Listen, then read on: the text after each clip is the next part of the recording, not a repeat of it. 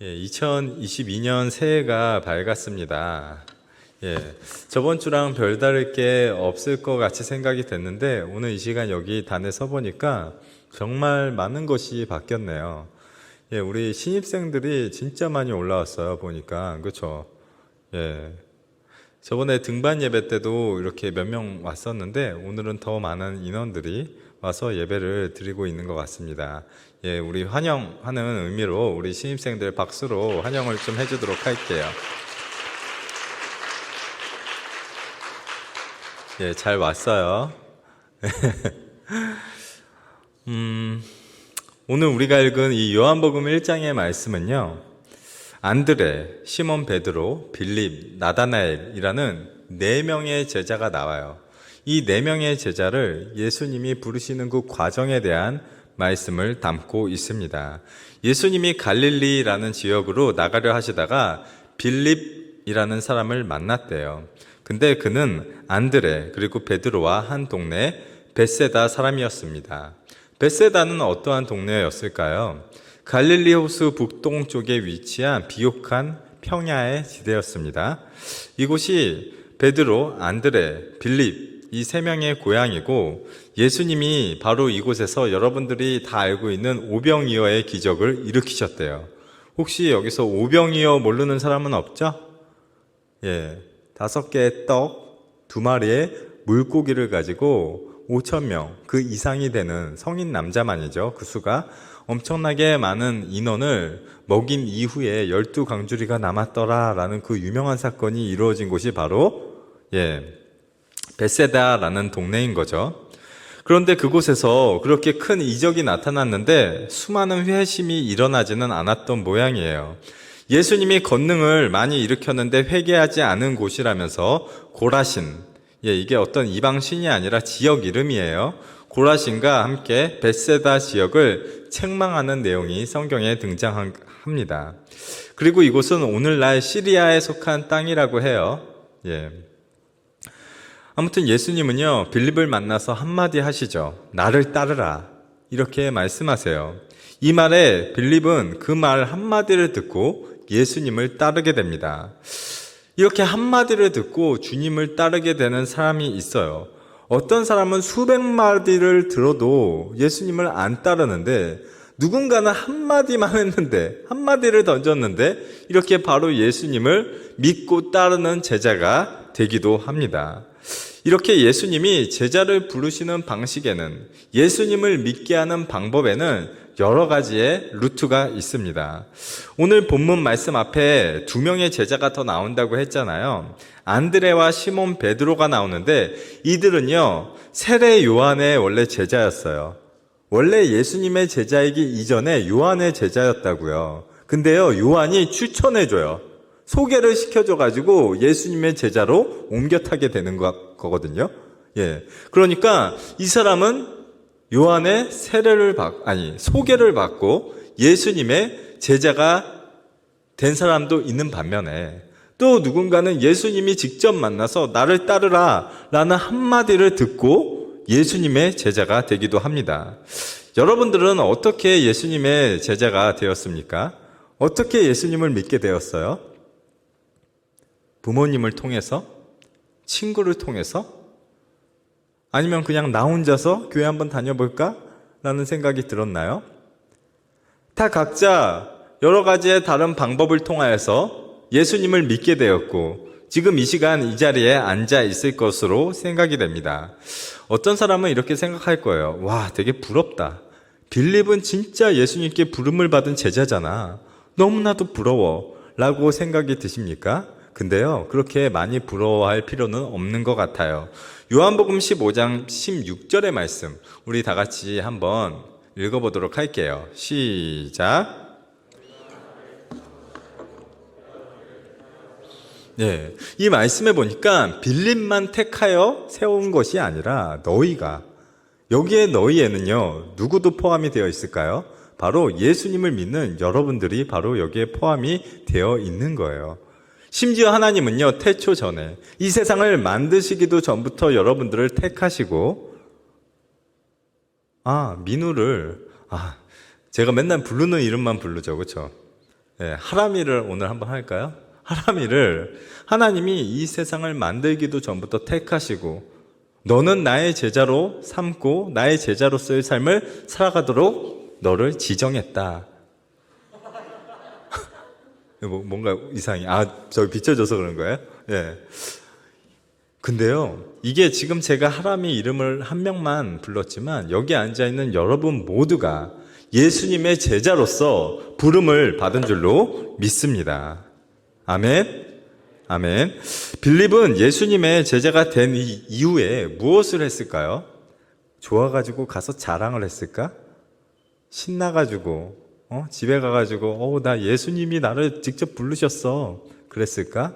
맞아요. 자랑을 했는데 그 자랑을 친구한테 가서 했어요. 예, 이 자랑이 바로 전도예요. 나 예수를 만났어. 메시아 구세주를 만났어. 너무 좋아. 너도 나를 따라서 같이 그분의 제자가 되지 않을래? 라고 이 기쁨의 소식을 전한 전도를 했습니다. 여러분들 그거 아세요? 전도 되게 어렵잖아요. 근데 전도 제일 잘하는 사람은 처음 믿는 사람이에요. 예수님 처음 믿는 사람이 그 당시에 그 기쁨과 감격이 가장 넘쳐나기 때문인지 사실 자세하게 가서 막 예수님이 어떤 분이신지 예수님을 믿는 것이 어떤 것인지 정확하게 설명도 하지 못하는데 신기하게 그런 사람이 전도 제일 잘해요. 그렇죠? 그걸 봤을 때 전도는 어떠한 말솜씨로 하는 것은 아닌 것 같아요. 그렇죠? 내가 잘 설명해가지고 예수를 내가 얼마나 잘 설명해야 성제가 예수를 믿을까? 벌써 시작부터가 잘못된 거죠. 그게 아니라 그냥 내가 예수를 믿고 그 기쁨과 그 감격을 가지고 가서 나 진짜 기뻐. 왜냐하면 예수를 믿었거든. 죄 용서를 받았거든. 이 기쁨의 감정을 전달하는 것이 오히려 전도인 거죠. 그리고 그런 전도의 방법이 오히려 먹히는 거예요. 그러니까 내가 예수님을 잘 설명할 수 없는데 나 아직 성경을 잘 모르는데 이러면서 나는 전도를 할 수 없어 라고 핑계할 수가 없다라는 거예요. 근데요, 빌립이 가가지고 전도를 했어요. 이제 나다나엘이라는 친구를 찾아가가지고 이렇게 이야기합니다. 모세가 율법에 기록하였고 여러 선지자가 기록한 그 일을 내가 만났어. 근데 그 사람이 바로 요셉의 아들 나사렛 예수야 라고 막 기쁨으로 경향된 목소리로 이야기를 했겠죠. 유대인들은요, 우리랑 조금 달라요. 예, 우리는 이런 말을 들으면 쟤 왜 저래? 하지만 유대인들은 누구나 다 메시아를 기다리고 있어요.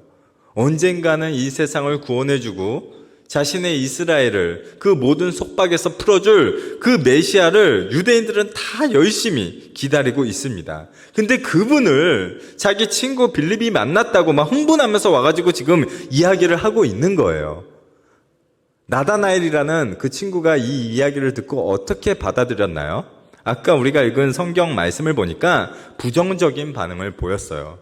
나사렛에서 무슨 선한 것이 날 수 있어? 라고 이야기를 합니다. 나다나엘은 아마 나사렛이라는 그 지역이 마음에 걸렸던 모양이에요. 그런데 나다나엘이 빌립과 친해서일까요? 아니, 어떻게 아무리 그래도 그렇지 지역 감정 섞인 이런 말을 너무나도 쉽게 하는 거잖아요. 네? 우리로 치면 야, 수원에서 무슨 그렇게 대단한 인물이 날 수가 있어. 수원 출신이라며?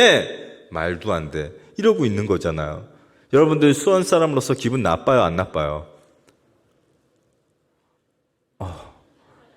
네. 기분 나빠요, 안 나빠요? 너무 나빠서 지금 대답도 안 나오는 거야? 네. 내가 그런 마음을 품고 있다는 게 아니라 예를 든 거잖아요. 용서해 주세요. 네. 지금 막 지역 감정을 막 드러내면서 어떻게 나사렛에서 막 무시하고 있어요.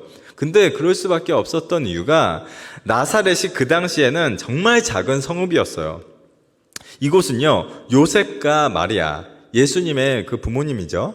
예수님의 부모님이 여기가 고향이었어요. 그런데 4세기 이후에는요, 이제 왜 여러분들 그거 봤죠? 성경에 보면 나사렛 예수 그리스도의 이름으로 명하노니 막 이러잖아요. 나사렛이라는 이 지역명이 예수님의 막 따라다니잖아요. 그러니까 이후에는 사실 상당히 유명해졌어요. 예. 그래가지고 여기가 막 성스러운 곳이다, 성지다, 막 이러면서 난리가 났었는데 예수님이 태어났을 그 당시에는 그런 동네가 아니었다고요.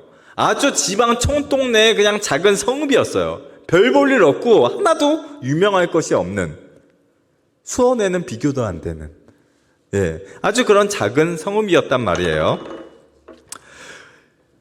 빌립이 지금 와가지고, 야, 우리가 그렇게 기다리던 메시아를 내가 만났어. 근데 그게 바로 나사렛 출신의 요셉의 아들 예수야. 이렇게 이야기를 딱 듣는 순간 나다나엘은 기가 막힌 거예요. 뭐라고? 예루살렘 출신도 아니고 뭐? 나사렛? 기가 찬 거죠. 그런데요, 사실 이 나다나엘이 단순한 지역 감정 때문에 이런 반응을 본 게 아닐 수도 있어요. 왜냐하면 그는 그 이후에 보면 성경에 꽤나, 특히 구약에, 그 당시에는 신약은 없었죠. 구약에 능통한 사람이었기 때문에 메시아가 사실 어디 출신으로 태어나게 될 것인지를 알고 있었을 것이다 라고 이야기를 해요. 여러분들 미가서 5장 2절에 보면 이 메시아가 베들레헴이라는 곳에서 태어날 것이다 라는 예언이 나와 있어요. 우리 성탄절 지나간 지 얼마 안 됐잖아요. 그렇죠? 오 베들레헴 작은 꼴, 그 베들레헴이잖아요. 그러니까 야, 뭔 소리야? 너 지금 제정신이야? 너 유대인은 맞니? 어떻게 메시아가 나사렛에서 태어나? 베들레헴에서 태어나야지. 미가서에 예언되어져 있는 거 몰라? 지금 단순히 그냥 지역 감정이 아니라 사실은 어떻게 보면은, 야, 나사렛은 아니야. 그쪽 출신이면은 아무리 대단한 사람이다 하더라도 메시아는 될 수 없어 라는 이야기를 하고 있는 거예요. 그런데 사실 이 나다나엘이 하나는 알고 있는데 그 다음은 모르고 있는 것이 있죠. 뭐냐? 예수님은요, 사실 베들레헴에서 실제로 태어나셨어요. 그렇죠? 오 베들레, 다시 안 불러도 되죠? 베들레헴 마구간에서 태어나신 거 맞잖아요. 근데 왜 별명이 나사렛 예수야? 안 이상해요? 베들레헴 예수가 아니라 나사렛 예수라니까. 왜 그런 거예요? 예수님이 태어났을 그 당시에 우리 성탄절로 기억을 좀 되돌려 봐요. 헤롯 왕이라는 아주 악한 왕이 있었죠. 동방 박사들이 와가지고 이곳에 왕이 태어났음을 나는 저 별을 보고 알았어. 빨리 그 왕이 태어난 것을 나에게 말해주시오. 그랬더니 헤롯 왕이 어떻게 해요? 뭐라고? 이 정도면 민우 연기 정도 되나요? 뭐라고? 내가 왕인데 어떻게 이 땅에 왕이 태어날 수 있어? 그런 일은 있을 수가 없어. 그래놓고 어떻게 해요? 화 안 난 척하면서 동방 박사들한테 혹시 만나면은 나한테도 좀 알려주세요. 저도 가서 경배하려고 해요. 만나면은 찾으면 꼭 알려줘요. 이러고 보내주잖아요. 근데 그 동방 박사들이 결국 별을 따라서 아기 예수님의 태어난 그 마국간 가가지고 경배 드린 다음에 어떻게 돼요? 천사들이 다시 헤롯 왕에게 가서 알려주지 말라라고 이야기를 하죠. 그래서 다른 길로 해서 자기들 본국으로 돌아갔다라는 말씀이 나오잖아요. 그랬더니 헤롯 왕이 열받았죠. 이놈들이 나를 속여? 나는 호의를 베풀었는데 그거를 이런 식으로 나에게 갚어? 아기들 다 죽여! 열받았어. 연기 좀 돼요? 다 죽여! 이러한 명령이 있을 때 예수님이 죽으면 돼요? 안 돼요? 예수님은 도대체 이 땅에 왜 오신 거예요? 심심해서 구경하러 오셨다고 그랬나요? 그때 2주 전인가요? 제가 그 설교하지 않았어요? 예수님 도대체 이 땅에 왜 오신 거예요? 죄인들의 죄를 대신 걸머지고 십자가에 못 박혀 피를 흘려 돌아가시기 위해서 대신 죄인의 죄를 걸머져야 할 분이 아기 때 헤롯에 의하여서 죽임을 당하면 돼요? 안 돼요? 안 되잖아요. 그래서 천사가 예수님의 부모에게 꿈에서 이야기를 하죠. 피해라.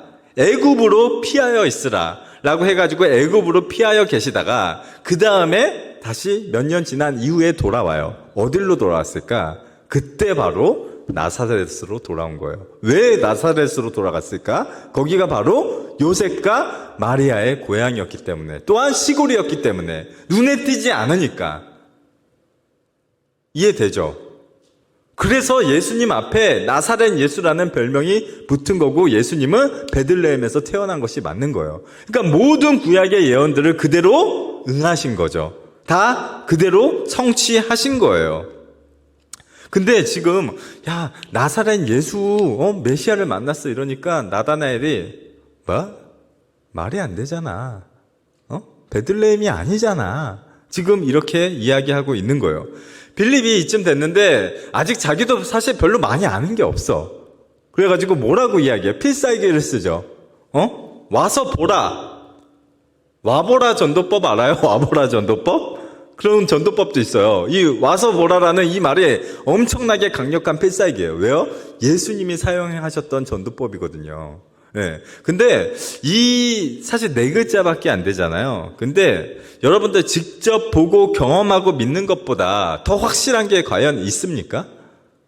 네? 직접 경험하고 직접 맛보고 내가 직접 눈으로 보고 내가 직접 냄새를 맡고 이게 사실 우리한테 있어서 가장 강력한 거 아니에요? 전해 듣는 것보다 내가 직접. 그러니까 야 와서 네가 직접 봐. 네가 직접 경험해봐 라고 이야기하고 있는 거죠. 제가 이 말씀을 준비하는데 그러한 생각이 드는 거예요. 무엇인가 되게 맛있는 음식이 있는데 비주얼이 영 별로예요. 네. 그런데 이게 진짜 맛있어. 그래가지고 친구한테 이 음식을 꼭 같이 나누고 싶은데 이 맛있는 이거를 같이 좀 공유하고 싶은데 비주얼이 별로다 보니까 딱 먹고 야 이거 같이 먹자 그랬더니 굳이 먹어야 돼? 약간 이런 표정이야. 나 지금 밥 먹고 왔어. 나 별로 배 안 고파. 뭐 이런 반응이야. 그때 어떻게 해요? 야 그냥 먹어봐. 그냥 먹어봐. 끝나. 약간 이런 느낌 알죠?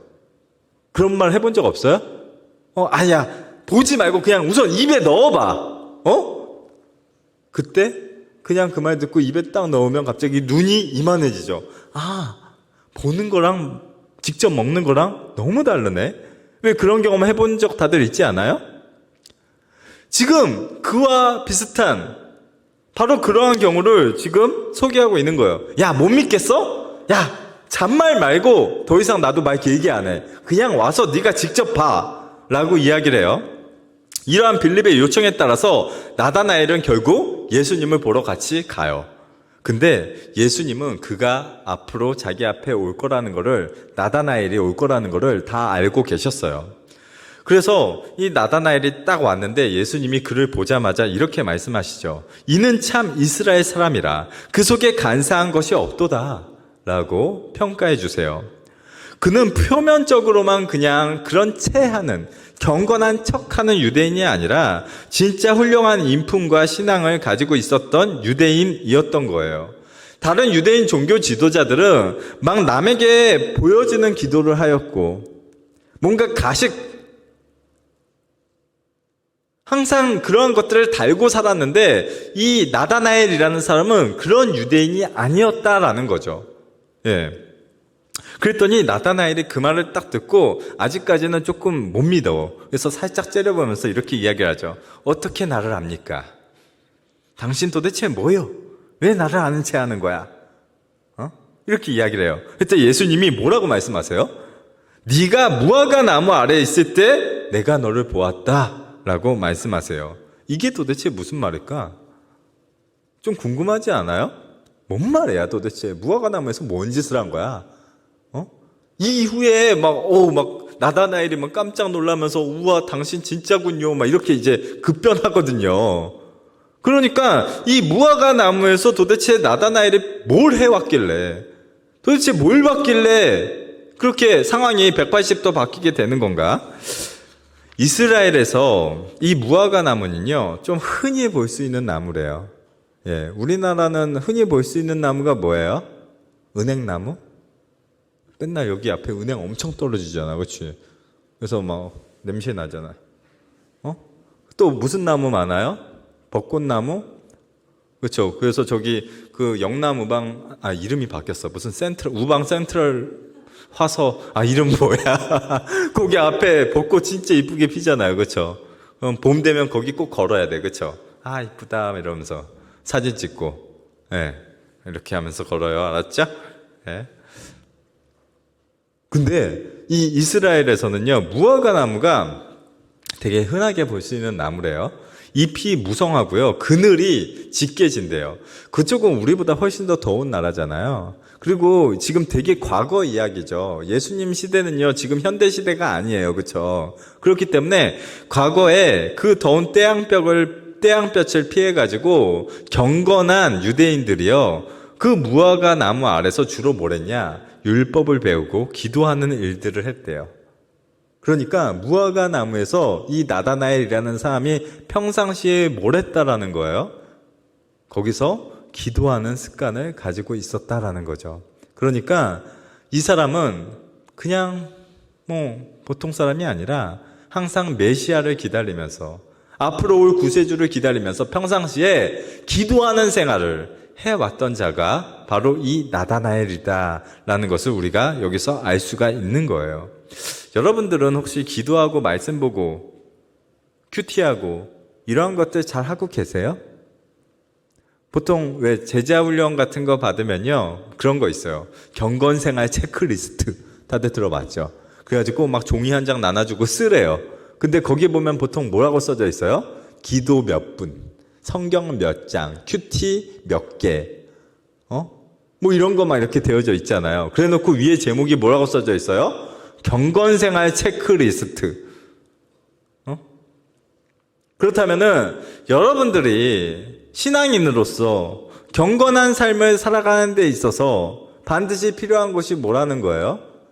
간단한 거야. 성경 읽는 거, 기도하는 거, 말씀 연구하고 묵상하는 거, 전도하는 거. 이러한 것들이 다 모여져서 총체적으로 뭐라고 우리가 부르는 거예요? 경건한 생활이다 라고 이야기를 하는 거예요. 경건한 채 하는 생활은 이러면서 오랫동안 막 이런 거는 경건한 채 하는 생활이고요. 진짜 경건한 생활은요, 매일매일 말씀 읽고 큐티하고 기도하고 이러한 것들이 모아졌을 때가 바로 경건 생활이에요. 2022년도 한 해가 새롭게 시작됐어요. 여러분들 여기 창세기 박사 많으시죠? 새롭게 또 이제 성경 읽어봐야지 한 다음에 창세기 50장 딱 읽고, 와, 이 다 이루었다 이러면서 이제, 그다음부터 잘 안 읽고, 예? 그래서 또 한 해 지나면 또 창세기부터 읽어가지고 창세기 박사라고 하잖아요. 예. 올해는 창세기 박사 하지 마세요. 성경 박사가 되시기 바랍니다. 예? 기도함으로써 주님과 정말 대화하고 경건한 삶을 살아가는 그러한 수원 화산교회 청년부가 될 수 있기를 축원합니다. 예, 뭐라도 하세요. 그 1청년부도 지금 올라오기 전에 제가 그 회의하고 왔는데 거기에 그 일지 같은 거 만들었어요. 막 이쁘게 이렇게 만들었더라고요. 근데 그 밑에 좀 특이한 거 발견했어요. 이건 뭐야? 하고 봤더니 거기에 뭐 그런 거 써 있어요. 뭐 세런들을 위해서 며칠인가요? 뭐 기도했습니까? 큐티 했습니까? 뭐 일주일에 큐티 몇 개 했습니까? 왜 써 있는 거예요? 체크하려고 써 있는 거예요. 왜 간섭하는 거예요? 그러한 것들이 여러분들의 경건생활이고 신앙생활이기 때문이에요. 교회 주일에 한번 와가지고 예배 드리면은 나 신앙생활 잘하고 있어, 나 좀 경건한 것 같아? 아니요. 저기 한번 볼래요? 저기 끝에 보면 모이는 교회 흩어지는 공동체라고 써 있어요. 저 표어가 되게 사실요, 가만히 보면은 되게 의미가 깊고 단순하면서 또 말이 안 돼요. 왜냐하냐면 모이는 것과 흩어지는 것은 정반대의 개념이기 때문이에요. 그리고 교회와 공동체는 사실 같은 말이거든요. 그렇죠? 교회가 예수님을 믿는 사람들이 모인 모임이에요. 그게 바로 공동체잖아요. 근데 되게 웃기게 모이는 교회, 그 다음에 흩어지는 공동체래. 예. 어떻게 보면 정반대의 단어를 갖고 말장난한 것처럼 보이는데 저게 진짜예요. 웃기죠? 저게 교회예요. 교회는요, 모여서 예배하기를 힘써야 돼요. 하나님께 영광 올려드리고 우리가 함께 모이기를 힘쓰는 반면에 또한 흩어져야 돼요. 계속 우리끼리만 모여가지고 신앙생활 하는 거, 우리끼리만 막 365일 24시간 우리끼리만 막 이렇게 뚜뚜뚜뚜 뭉쳐가지고 그런 거를 원하시지 않으세요. 뭘 원하세요? 또한 흩어지기를 원하세요. 흩어져서 복음을 전하고 여러분들 각자의 삶의 자리에서 신앙생활을 잘 이어나가기를 원하세요. 모였을 때는 예배드리고 이렇게 말씀 듣고 하잖아요. 그럼 흩어졌을 때는 도대체 어떻게 여러분들이 신자임을, 어떻게 성도임을 나타내 보이고 유지할 거예요? 바로 경건생활을 통하여서 그러한 것들을 유지해 나아가는 거예요. 그러니까 여러분들 경건생활, 큐티, 기도, 성경 읽지 않고 신앙생활 한다? 제대로 사실 될 수가 없는 거예요. 올해 한 해부터 더 성경 보시기 바랍니다. 기도의 시간을 늘리시기 바랍니다. 다시 좀 돌아와서요.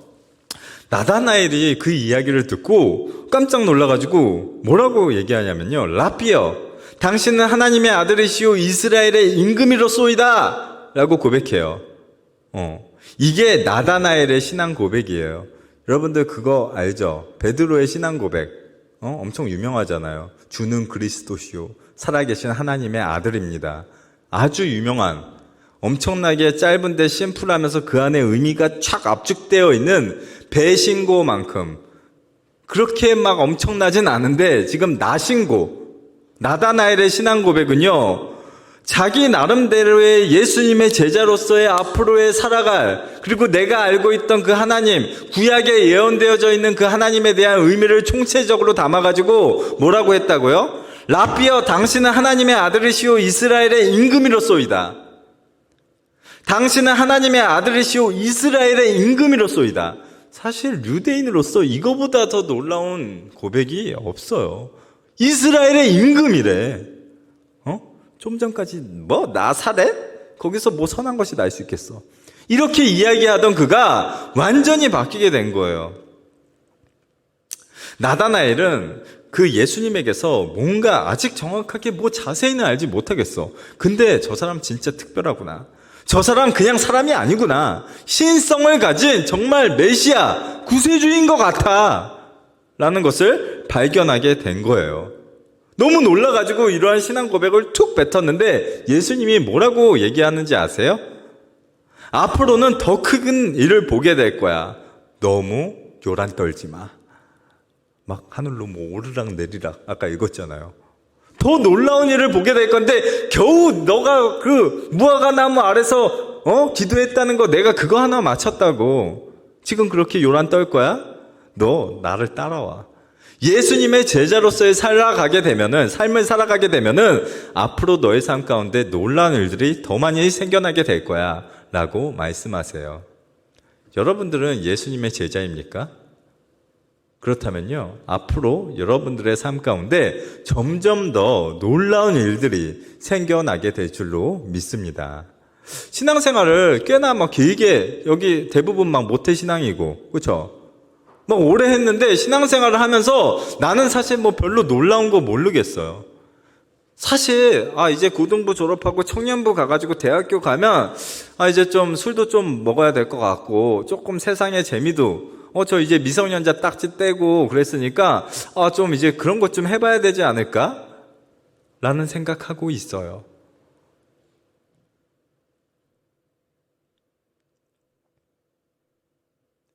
작년까지는 나 청년부의 임원으로서 열심히 애쓰고 봉사했는데 힘들어요. 그쵸? 힘들죠. 교회에서 봉사하면 힘들어.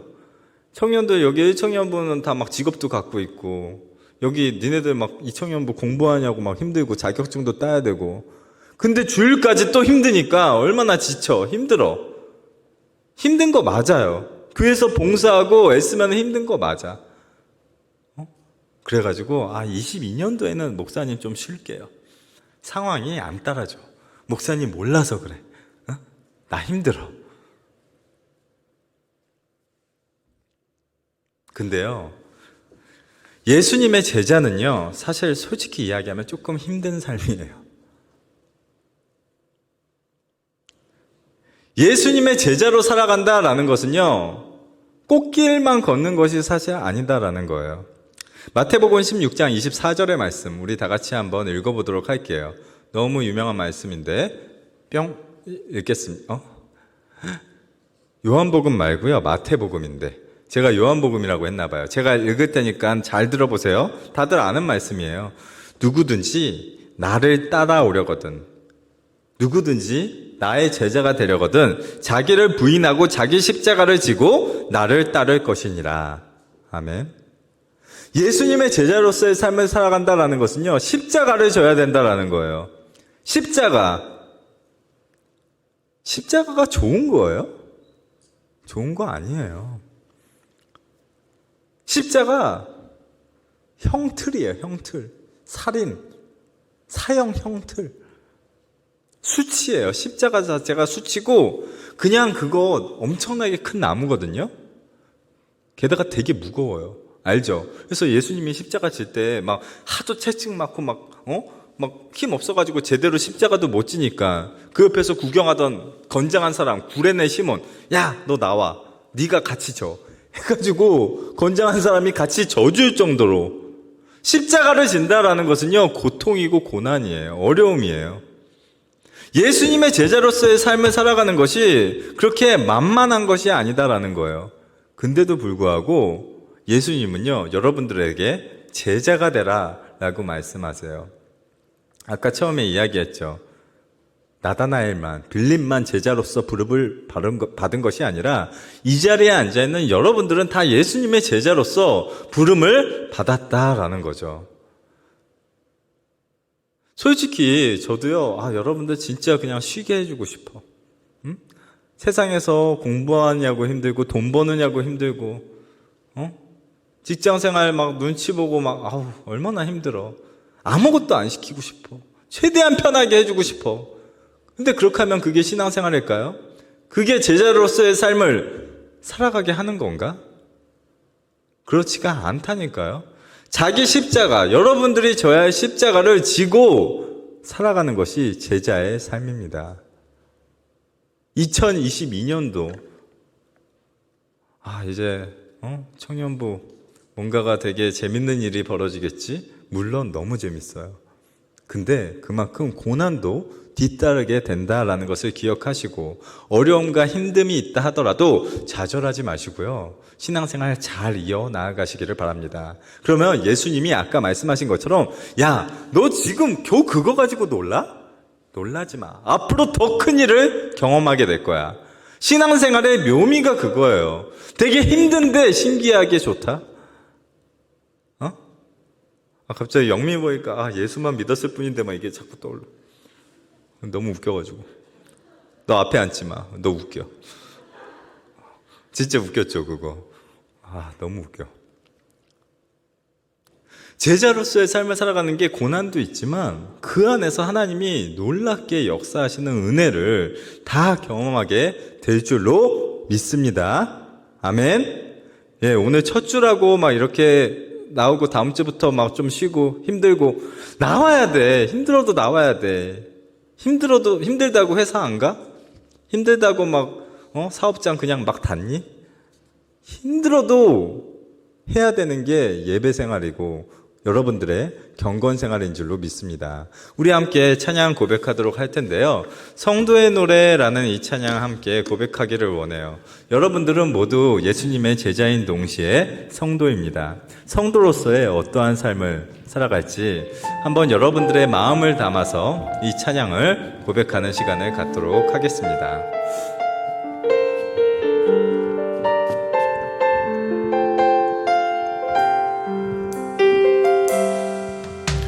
환란가난 가구나 수고로움 속에도 성도는 그 믿음을 지켰네. 주를 섬기는 일에 자신을 나누이며 진리의 말씀과 성령으로 그 길을 우리 처음부터 다시 고백할게요. 환난 가난 가구나. 환난 가난 가구나 수고로움 속에도 선보는 그 믿음을 지켰네. 주를 섬기는 일에 자신을 다듬으며 진리의 말씀과 성령으로 그 길을 걸어 그리스도 안에서 새롭게 하시고 그리스도 안에서 새롭게 하시고 그리스도로 인하여 자유케 되었네. 우리는 유명하나 유명한 자요 죽음의 위기 속에도 참 생명 가졌고 근심 하나 기뻐하며 나나나나 다른 일을 부욕해 하는 자. 우리 처음부터 다시 찬양할게요. 환난 가난 가구나 환난 가난 과고난 수고로움 속에도 선보는 그 믿음을 지켰네. 주를 섬기는 일에 주를 섬기는 일에 자신을 다스리며 진리의 말씀과 성령으로 그 길을 걸어 그리스도 안에서 새롭게 하시고 그리스도 안에서 새롭게 하시고 그리스도로 인하여 자유케 되었네. 우리는 분명하나 우리는 유명하나 유명한 자요 죽음의 위기 속에도 참 생명 가졌고 근심 하나 기뻐하며 나나나나 다른 일을 부욕해 하는 자. 우리는 무명하나 유명한 자요 우리는 유명하나 유명한 자요 죽음의 위기 속에도 참 생명 가졌고 근심 하나 기뻐하며 가난하나 다른 일을 부욕해 하는 자. 마지막으로 한 번 더 우리는 무명하나 유명한 자요 우리는 유명하나 유명한 자요 죽음의 위기 속에도 참 생명 가졌고 근심 하나 기뻐하며 가난하나 다른 일을 부욕해 하는 모든 것 가진 자로다 모든 것 가진 자 한 번 더 모든 것 가진 자로다 모든 것 가진 자로다. 우리 이 시간 함께 통성으로 기도하기를 원합니다. 나는 예수님의 제자입니다. 나는 성도입니다. 그렇기 때문에 어떠한 고난과 환난과 어려움이 있다 하더라도 나의 십자가를 내가 지기를 원합니다. 주님 함께하여 주시옵소서. 2022년 한 해 동안 나의 믿음을 더욱더 성장시켜 주시옵고 주님과 더욱더 가까워지는 그런 한 해가 될 수 있도록 주님 도와주시옵소서. 이 시간 주여 한번 부르짖고 통성으로